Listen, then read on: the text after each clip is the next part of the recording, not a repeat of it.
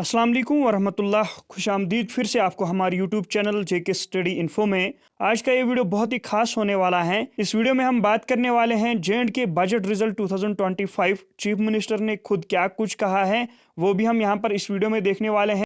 Jammu and Kashmir के लोगों के लिए एक खुशखबरी है, ऑफिशियल आर्डर आ चुका है गवर्नमेंट जॉब्स के रिगार्डिंग, एसपी और डेली वेजर्स के रिगार्डिंग। जितने भी वादे किए गए थे मैनिफेस्टो में नेशनल कॉन्फ्रेंस की गवर्नमेंट ने, तो उसके रिगार्डिंग एक खुशखबरी निकल कर आ चुकी है। ये वीडियो आपके लिए इंपॉर्टेंट है, इस वीडियो को एंड तक देखना और हर एक के साथ इस वीडियो को ज़्यादा से ज़्यादा शेयर करना। तो दोस्तों शुरू करते हैं आज के इस वीडियो को। सबसे पहले हम यहाँ पर गवर्नमेंट जॉब्स के रिगार्डिंग देखेंगे कि क्या कुछ बजट में कहा गया है। ये आप यहाँ पर देख सकते हो, ये है बजट ऑफिशियल आर्डर है।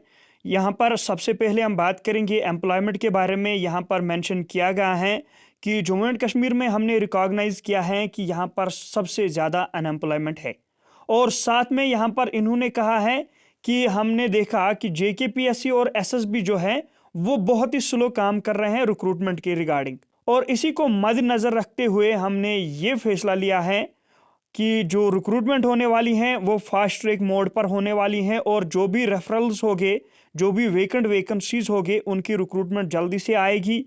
साथ में इन्होंने ये कहा है कि जो टोटल अपॉइंटमेंट्स हुए हैं 1116 जो अप्रूव हुए हैं एज पर SRO 43, और 150 अंडर रिव्यू हैं।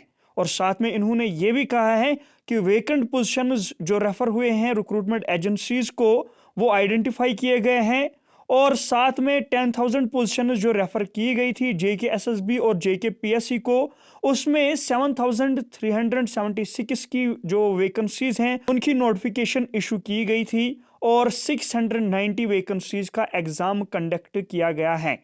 साथ में इन्होंने ये भी मेंशन किया है कि जितने भी वैकेंसीज हैं वो वैकेंसीज फिल की जाएगी। फास्ट ट्रैक रिक्रूटमेंट अब होने वाली हैं, जितनी भी वैकेंसीज वैकेंट है वो रेफर की जाएगी रिक्रूटिंग एजेंसीज को, और उनकी रिक्रूटमेंट नोटिफिकेशन आएगी, जो कि बहुत सारे स्टूडेंट्स के लिए, जो अनएम्प्लॉयड यूथ है उनके लिए एक गुड न्यूज़ आ चुकी है। फाइनली ये ऑफिशियली अनाउंस किया गया है बजट में। साथ में क्या कुछ कहा गया है उमर अब्दुल्ला ने, उन्होंने ये भी कहा है कि जितने भी वादे उन्होंने किए हैं मैनिफेस्टो में, चाहे वो फ्री राशन, चाहे वो फ्री गैस, फ्री इलेक्ट्रिसिटी, साथ ही साथ जो स्टेटहुड है उसके रिगार्डिंग उन्होंने क्या कुछ कहा है वो भी आप इस वीडियो में देख सकते हो। और इस वीडियो को हर एक के साथ शेयर जरूर करना ताकि हर एक को इंफॉर्मेशन मिले। हमारे मैनिफेस्टो का यहां बहुत जिक्र हुआ, बहुत सी बातें आई मैनिफेस्टो को लेके।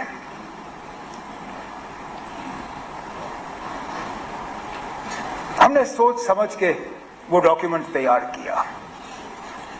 जम्मू कश्मीर के आवाम के साथ वो हमारा वादा है।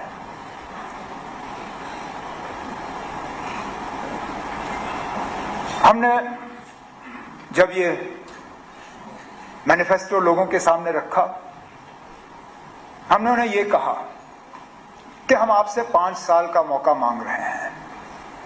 हम इस 5 साल के दौरान ये तमाम चीजें करके अपने आप को आपके सामने पेश करेंगे। मैं आज इस हाउस में जम्मू कश्मीर के लोगों को यकीन दिलाना चाहता हूं कि जो बातें A to Z, जो बातें हमने अपने मैनिफेस्टो में की हैं, हम इन आने वाले 5 साल में उन बातों पे कायम रह के उनको पूरा करेंगे। अब करप्शन की हम बात करें, 370 करप्शन के लिए जो है जिम्मेदार था, और हटने के बाद अब करप्शन है नहीं। जल जीवन मिशन पर सबसे ज्यादा शोर किसने किया ना? सबसे ज्यादा शोर जल जीवन मिशन पे किसने किया? क्या कहा? जुगाड़ जीवन मिशन? हाँ, जुगाड़ू जीवन मिशन, जल जुगाड़ मिशन, कुछ ऐसा ही कहा। ये मेरे अल्फाज नहीं है, उस तरफ से आए। जमीनों के मामलों में करप्शन की बात, मिस गवर्नेंस की बात, कन्वर्जन ऑफ लैंड यूज, वो हमारी बदौलत नहीं, वो सब पोस्ट 370 आया, जिसकी बात श्यामलाल शर्मा साहब ने क्वेश्चन आवर के दौरान इतने जोरों शोर से किया। वो सारा कानून तो 370 हटने के बाद आया। तो फिर मैं पूछता ना, क्या बेहतरी आई? अब ठीक है, आप कहते हो कभी नहीं आएगा, हम कहते हैं हम वापस लाएंगे। वो कहते हैं उम्मीद पे दुनिया कायम है। ठीक है ना, हम अपनी उम्मीद की दुनिया में रहेंगे, आप अपनी दुनिया में रहो, देखते हैं कौन सही निकलता है। लेकिन ये मुझे मत कहिए ना कि अब सुप्रीम कोर्ट का मोहर लग गया है टेररिज्म। अभी तक तो लीडर ऑफ द ऑपोजिशन साहब कह रहे थे कि यहां पे टेररिज्म के लिए पाकिस्तान कसूरवार है, इसलिए हम पाकिस्तान से बात नहीं करेंगे। लेकिन शक्ति परिहार साहब कहते हैं कि टेररिज्म यहां पे 370 की बदौलत है। अब खुदारा मुझे बताइए ना, टेररिज्म 370 की बदौलत है या पाकिस्तान की बदौलत? अगर टेररिज्म 370 की बदौलत है तो फिर पाकिस्तान से बातचीत के लिए आपको एतराज क्यों? और अगर पाकिस्तान कसूरवार है 370 के लिए, टेररिज्म के लिए, तो फिर 370 को इसके लिए दोषी क्यों ठहराते हो? और 370 को हटाने के बाद जो बिलखसूस जम्मू में टेररिज्म बढ़ी, उसके लिए कौन कसूरवार? अगर अकेले 370 ही जम्मू कश्मीर में टेररिज्म के लिए जो है कसूरवार है, तो हटाने के बाद बंद हो जाना चाहिए था। नहीं हुआ ना, तो इसमें भी फेल। हम लड़ रहे हैं ना, ये स्टेटहुड की लड़ाई हम अपने लिए नहीं लड़ रहे हैं, ये मेरी अपनी लड़ाई नहीं है, ये जम्मू कश्मीर के फायदे के लिए लड़ाई है। क्योंकि जो चीजें हम करना चाहते हैं उनमें से कई सारी ऐसी चीजें हैं जिनको अमली जामा हम कब पहना पाएंगे,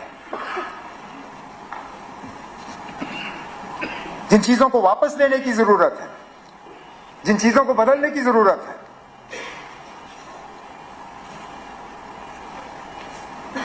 लेकिन हमारी लड़ाई एक सच की लड़ाई है, इंसाफ की लड़ाई है, कानून की लड़ाई है, और जम्मू कश्मीर के लोगों को एक राहत की सांस लेने की लड़ाई जो है हम लड़ रहे हैं। और इस लड़ाई में हम पीछे नहीं हटेंगे। बीच बीच में कुछ लोग हमें डराने की, धमकाने की, खामोश कराने की कोशिश करते हैं, लेकिन हम खामोश रहने वाले लोग नहीं हैं। हम जम्मू कश्मीर के लोगों के हकूक के लिए, जम्मू कश्मीर के लोगों के बका के लिए, जम्मू कश्मीर की तरक्की के लिए, जम्मू कश्मीर के भाईचारे के लिए अपनी लड़ाई जारी रखेंगे।